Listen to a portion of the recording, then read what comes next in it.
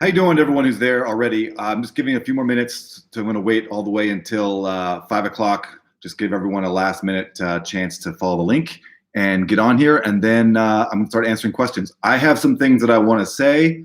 And if you have any questions, just start typing them in the comments and I will get to them as we go. So a few more minutes and we will start.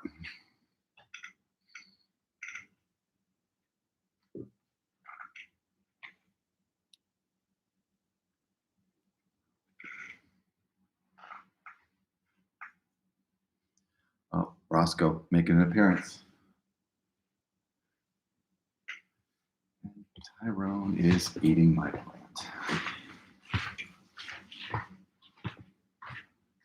What are you doing?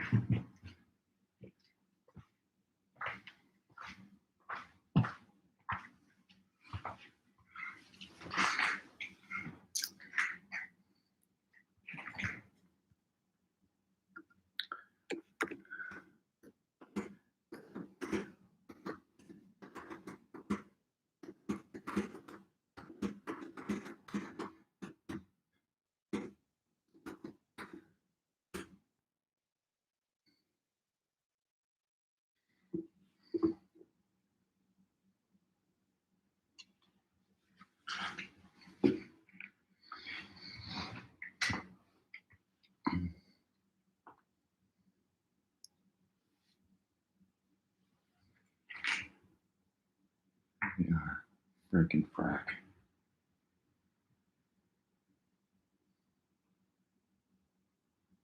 This is just about dinner time, so they are lurking, wanting to know when the food is coming.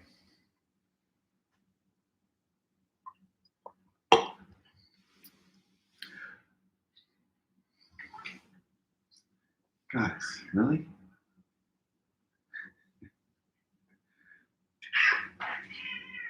Hey, Tyrone. Psst.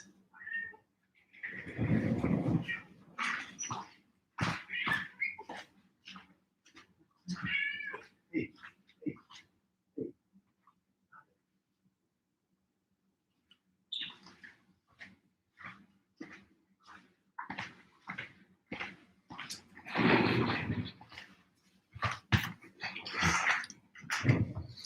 All right. So I'm gonna start going through some things, and like I said before, if you have questions, just type them in, and I will get to them. But I have some things that I think are pretty common with questions that everybody has, so we'll start with those. The first thing is about the program. So the program is written as it's sort of as a jump start. It is a little bit, especially at the end, extreme. It is not something that is not an example of, oh, this is your lifestyle that you can maintain, and this is the way that you could work out. The workout is what I'm talking about mostly.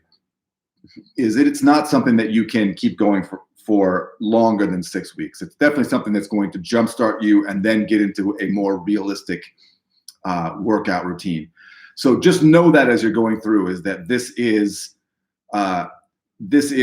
maximizing the output of your caloric burn, and not something that you're going to be expectable if you have to work out like this if you want to be in good shape, because that is not the case. So just know that going in. If you've looked ahead to see what it entails, it starts off, the first couple of weeks are not so bad. The rest intervals will continue to go down on the second week of each week of the program, and you'll start adding in more cardio, more abdominal work, and then the last week, even a separate session of cardio, that's a lot, even for somebody who takes it very seriously like myself. That's a lot to ask for, but it will definitely jumpstart your metabolism, and at the end of this, you can go back to a more maintenance type program and be very successful. So just know that going in. So I just mentioned lifestyle.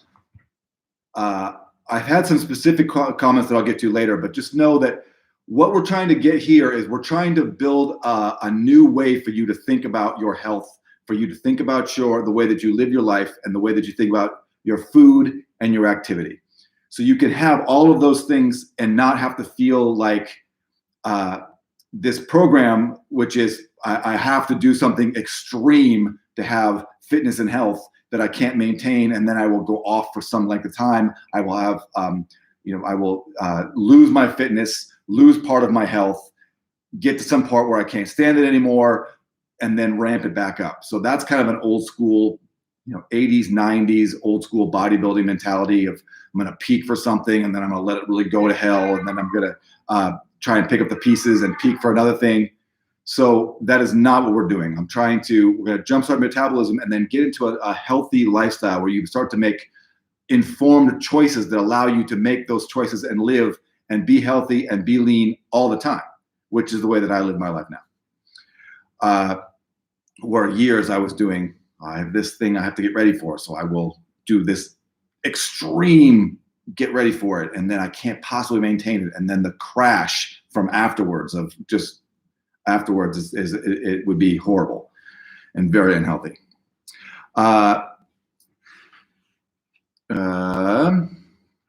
So I would assume one thing, mental note going into this program is that if you feel that your health is not optimal, if you are not lean with great energy, sleeping well, mood even and happy, if those are not things that are common for you and easy for you, then I would say that what you're doing in your life right now is not working, because those should be things that you can have. And most of those things are tied to diet and exercise, all of those things really. So this program is going to show you a different way of thinking about those things. So start to really look at it as this is a way I can start living my life, as opposed to this is something I'm going to dabble into and then go back to what I was doing. One thing that I would say is most people that I've trained in the past, and a lot of people that come in these challenges, are thinking, I like the way that I work out. I like the way that I eat. I do all the things that I like to do. It all fits into my budget and into my lifestyle and into my time frame. It fits into my personal schedule. It's very difficult when you live with someone that now you have to coordinate meals that you're eating with the meals that they're eating, and that's another obstacle to you eating what you need to eat. And so you're doing all of those things, and what you're doing now fits in all of those ways, but you don't look good or you don't feel good. So you're hoping that I will say, oh yeah, what you're doing is 99% great. Here's one small tweak and everything is going to suddenly start working. Chances are that's not the case. The chances are you're probably making you need to make some shifts, and that's the whole reason why you're here. So really look at this program as a way to learn the way that you can shift and adapt a new type of lifestyle. It takes about 6 weeks for you to get a new habit formed. So this can be a way for you to break out of that old cycle and get a new cycle built in. So those are sort of the overarching themes of the program I wanted to get to. And now specifically, let's start talking about the diet. The diet, everyone gets very excited about the exercise program. I love to exercise. I mean, exercising for me is actually kind of easy because I look forward to it and I like it. The dieting part is much harder. It's also 80% of your success rate in life for your health is going to be dictated by your diet and what you eat. So you have to be diligent and you have to be on top of what's going into your body. The workout will be the extra 20% that will kind of fill in the gaps. You can play with the margins a little bit with the workout, but if you're not eating correctly, you will not see success. It's just plain and simple. So you have got to get this TDEE figured out and get your macro breakdown figured out. And that's the first and most important thing. I've done something in the TDEE I wanted to say really quick, which is when I do one-on-one training with people, I can make that a much more specific number. When I'm doing it in a program where there's lots of people, I've tried to make it as easy as possible and take out as much of the math as I can so that there's less chance for mistakes. And also, to get it very accurate, you need a very accurate body fat measurement, which not everybody has. So it should work fantastically for all of you, unless you are really, really, really overweight. And I do have people that come into the program that are 80, 90, 100 pounds overweight. If that's you, email me at ronmatthews.training.com and let's adjust your TDEE because it's going to be a little too high in protein and a little too and a little too high in calories for you because you have so much inert weight. But if you're an average person who's, anywhere from 20 to 40 to 50 pounds overweight, it'll work great, perfect for you. So that's the first thing I was gonna say. Find out your TDEE. Find out how many calories your body needs in a day. And then we have our low carb days and our high carb days. Get your macro breakdowns and track your food. There's no way you're going to be successful in any kind of a diet if you don't know exactly what's going in your body. You cannot guess. You cannot just say, oh yeah, well, I'm eating salad, so therefore I'm eating healthy. Well, a whole food salad can be 1,500 calories and more than half of it coming from fat, easily. So just because you're eating a salad or you're eating something that you think is a diet food, that cannot be enough. You need to know exactly what's in that. You need to weigh and measure your food. Spend this time doing that. Once you get an idea of how much 4 ounces of chicken is, how much 8 ounces of steak is, how much 1 serving of spinach, which I like to eat, and how much of that is what the macros of 1 ounce or 10 ounces of spinach is. Once you have those things, then you can start eyeing it in the future, and you have an idea of, okay, I need this much, and this is how much it is. And if it's a little off, I'm doing maintenance. It's not the end of the world. But when in the beginning, you have to know every part of it. So that's the trickiest part about the beginning of this program, especially, is weighing and measuring the food. If you do MyFitness app, which is what I use, it's got a scanner. So if you're eating something that has that came in a package, or a lot of times in a menu, you can add in something and it will give it to you. Easy. If not, you're gonna have to add it in individually. And it's a little time consuming in the beginning, especially until you build your own library of the foods that you eat. So it'll take half an hour or so a day to get your calories in. If you don't do that, it's going to be a hard road for you. That's going to be the most important thing in the beginning, the first week especially, is really starting to look at what those macros are, how it breaks down, and how that food is going to break down when I'm going to eat my carbs before and after my workout, how I'm going to do that, how I'm going to carry my food with me. I'm going to have to plan ahead. So you need to do some sort of meal prep and have some food that you can know that you can eat in the fridge, so that when that's ready to eat and your time to eat it is there, that food is ready. If you're waiting until you're hungry and thinking, okay, now what can I eat? And you're going to the fridge and you're looking, you're setting yourself up for failure. So plan ahead on what you can eat. Here are the meals that I'm going to have. I'm going to already have them in. I'm going to have the ingredients ready to go. I'm going to make a pot of, like, for me, I'll make a stir-fried chicken with vegetables, and I'll make a bunch of it on a Sunday. It'll be 6 in my fridge. I have 6 containers of it, and so every time I know I need a food that's low carb, that's the one. I have another thing that I make with ground up bison and hamburger and rice, and that's my high carb meal. And I make some of that. I have that in Tupperwares in my fridge. So it's quick, it's easy, it fills my macros, and it's tasty. So start finding what those things are for you and how you like them. There's some examples in the pamphlet of some foods and some diet foods. It's hard for me to go with diet foods because people's palates are so different. So as much time, you can write books and books and books on it and still not cover. People will go, well, there's nothing in here for me. So it's easier for me just to try and guide you in the overall what you're looking for and have you pick it for yourself.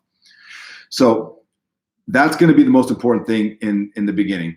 I had to question before about cheat days. So cheat days kind of goes back to this old school bodybuilding mentality of I'm gonna do really good, and then I'm gonna reward myself with being really bad. The thing with this diet, with this way of eating, is that I can eat what I want when I want. So if I want a hamburger, I can have a hamburger. I just have to find where it fits into my macros. And if I have it in my macros and I account for it, I see what else I have to eat in that day, and I can adjust accordingly. So it isn't that I don't have to feel like I'm cheating. I just have to make sure that I put it in. If you're going to really go off the rails and have something that is, chicken and waffles and you're going to eat a lot of it, and something that's like super high carb, super high sugar, it's never going to work in your macros. You're definitely going to go over if you eat it. Yes, okay, that can be something that you have on a special occasion. Mark it, put it down. Probably not the best to do in this 6 weeks. Try and stay away from those obvious no cheats. But in your regular life, if that's something you want to do on a weekend, it will fit into your macros, get right back into your regular macros the next day, and you'll be fine. So don't think of it as I said before, this is a lifestyle. This is not something that you're going to do for a short amount of time and then suddenly go, okay, now I'm going to flip back out of it and do something else.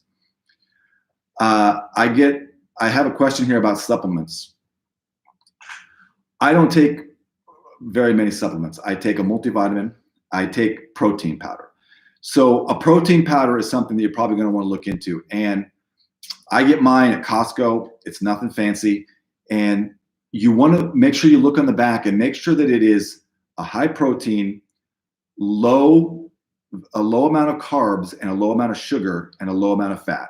Maybe under 3 or 4 grams of fat per serving, under 5 or 6 grams of carbs, and most of that will be sugar. So make that as low as possible, and like that's something you can scan right to your app. That will be a great way for you to get your protein in and for you to hit some of these protein numbers, especially if you're not used to eating protein with every meal, which you should. You might have trouble getting to your total protein in the day without having a protein supplement. So that's going to be something you want to look into. Just know that if you have that, some protein supplements are actually meal replacements. So when you look on the back and it's 220 or 230 calories and there's 30 grams of carbs and 20 grams of protein and 15 grams of fat, that's a meal replacement shake. That's a little different.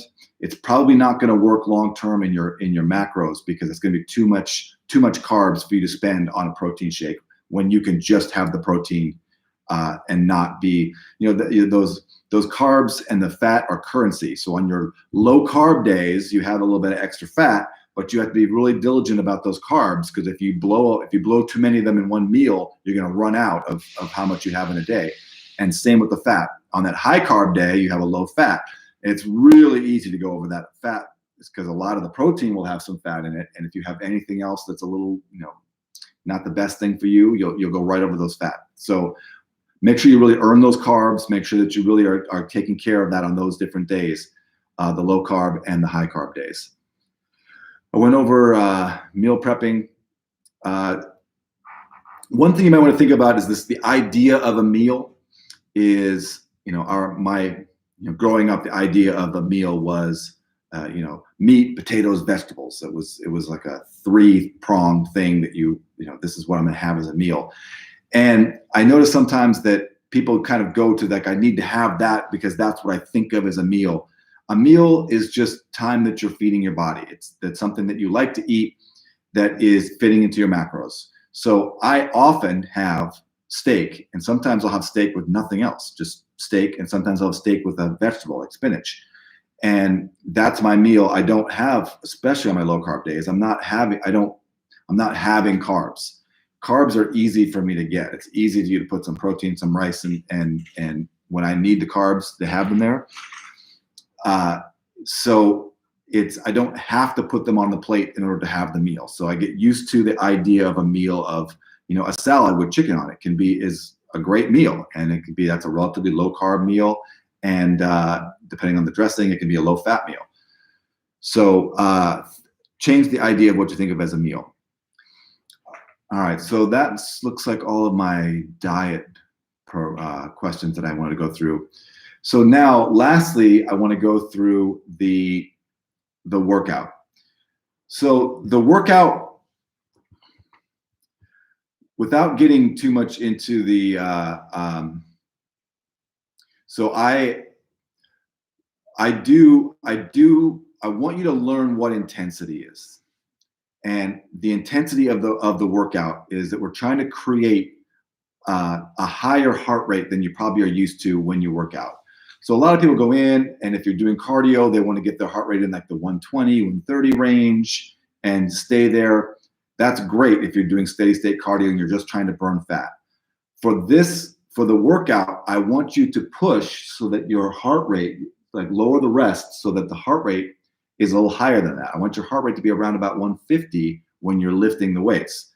So it's going to feel more anaerobic and less, like this is not something that I could, that I'm easily doing. I want you to feel like you're pushing. So that being said, there's time rest intervals on the workout, and I want you to really stick to those. That's going to be the hardest part about the workout, is you're going to be doing, let's say on a push-pull day, you're doing some kind of a press, some kind of a pull. Those need to be as quick as you can get. So I finished doing the press, I walk 5 or 6 steps, I do my pull, it was less than 15 seconds, I do that set, then I take my minute rest. I go back and do the push again.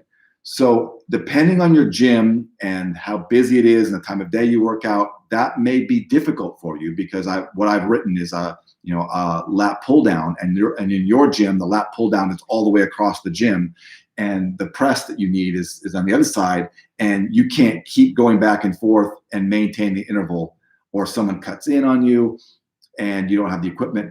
So use a little forethought and just see the structure of the program, which is, if he wants me to do a pull and I can't get to that pull, so I'm going to do this pulling instead. So I can't get to the lat pull machine, but this low row machine is right next to the press machine, so I'm going to do that instead. And I can maintain that. It's more important to maintain the rest interval than to do the workout as written. I had somebody in a challenge not too long ago who was like, I'm loving these workouts. It's so great to get in the gym. These 3 and 4 hour workouts really feel great on my body. And I was like, 3 or 4 hours? This workout should be taking you 45 minutes tops to get done. You need to get through it. The weight should be enough so that if you can't get the reps, the weights are too heavy. If you're getting the reps and your heart rate isn't high, the weight is too light. So you need to find the weight that is challenging to get the reps in, but you can keep going on getting all the reps written with that very short interval. And the second week, the intervals get shorter. So that's going to be the challenge of the workout, is to really push yourself to keep moving. There's almost no downtime in the workout. Now it'll be longer if you add in the warm up, if you add in an abs and you add in some cardio after the workout, then we're looking at more like an hour 15. But that weight workout should not take you more than 40 minutes, sometimes 45. So just know that going in. The ab protocols. Everybody wants to get into the ab protocols. If you read through the ab protocols, I'm pretty specific there about, just remember, doing abs does not make you have a 6-pack stomach. You already have a 6-pack stomach. All those muscles, that musculature is in your body. You just can't see it because it's covered up with your abdominal fat. So the diet is where you're going to see the cuts in your abs. Building up your ab wall is very great. It's going to be great for your back. It's going to be great for your lifting. It will speed up how fast you see. As I say in the guide, it increases the size of the mountain. The diet increases the depth of the valley. So it will show you more. Your cuts and your lines in your stomach will get more defined by doing the program and by doing abs. But if you're thinking that doing some ab program is what's going to give you the abs, it's going to be more the diet than the ab program. That's the first thing. The second thing is, those ab protocols are very difficult. Very difficult. Even at my absolute best, I struggle to get through the 4th one and the 5th one. It's very, very difficult.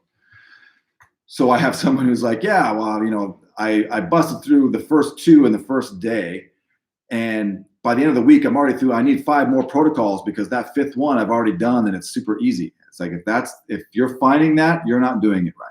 They are very difficult. If you stick to the proper form, the proper tempo, and the proper rest intervals, they should be very challenging.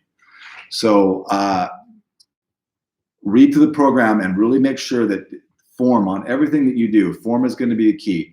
There's videos to everything where you can see proper form if you have any questions on it.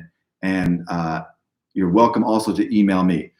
So my email, which I've sent into everyone's email, ronmatthews.training@gmail.com. You can ask me questions. I'll get back to you pretty quickly, and let me know if you have any others that I didn't cover. That's all that I have, and I've gotten all the ones that I see here. So if you have any other questions, email me. Otherwise, it's very exciting. It's going to be a lot, but you can get some great results in 6 weeks, especially if you can really stick to that TDEE, stick to your macros, and stick to the intervals of the workout. You're going to see a huge, huge, huge difference. All right. Good luck, and I will talk to you soon.